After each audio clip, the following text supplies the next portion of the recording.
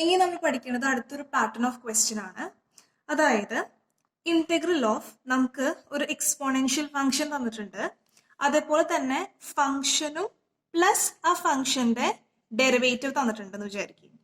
അങ്ങനെയാണെങ്കിൽ അതിന്റെ integral value എന്ന് പറയുന്നത് e⁻x f(x) പ്ലസ് c ആയിരിക്കും. അത് ജസ്റ്റ് ഒന്ന് ഓർത്ത് വെക്കാം. ഓക്കെ, അതായത് ഇന്റഗ്രൽ ഓഫ് e⁻x എന്ന് പറഞ്ഞിട്ട് അതിന്റെ ഒപ്പം തന്നെ മൾട്ടിപ്ലൈ ചെയ്തിട്ട് എന്ത് വരുന്നുണ്ട്, ഫംഗ്ഷന് വരുന്നുണ്ട്, ഫംഗ്ഷന്റെ ഡെറിവേറ്റീവ് വരുന്നുണ്ട്, എഡീഷൻ ആണ് വരുന്നത്. അങ്ങനെയാണെങ്കിൽ അതിന്റെ ഇന്റഗ്രൽ വാല്യൂ എന്ന് പറയുന്നത് e⁻x ഇൻറ്റു ആ ഫംഗ്ഷൻ ആയിരിക്കും. ഓക്കെ, അപ്പൊ നമുക്കൊരു എക്സാമ്പിൾ ചെയ്യാം, അപ്പൊ നമുക്ക് മനസ്സിലാവും കുറച്ചുകൂടി.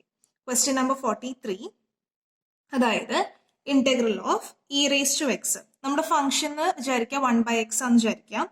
ഓക്കെ, ഈ ഫംഗ്ഷന്റെ ഡെറിവേറ്റീവ് നമുക്കറിയാം, 1/xന്റെ ഡെറിവേറ്റീവ് എന്താണ്, -1/x² ആണ്.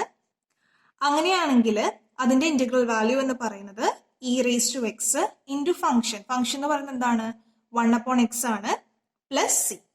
ഓക്കെ, ഇതായിരിക്കും നമ്മുടെ ആൻസർ ആയിട്ട് വരാം. Okay, thank you.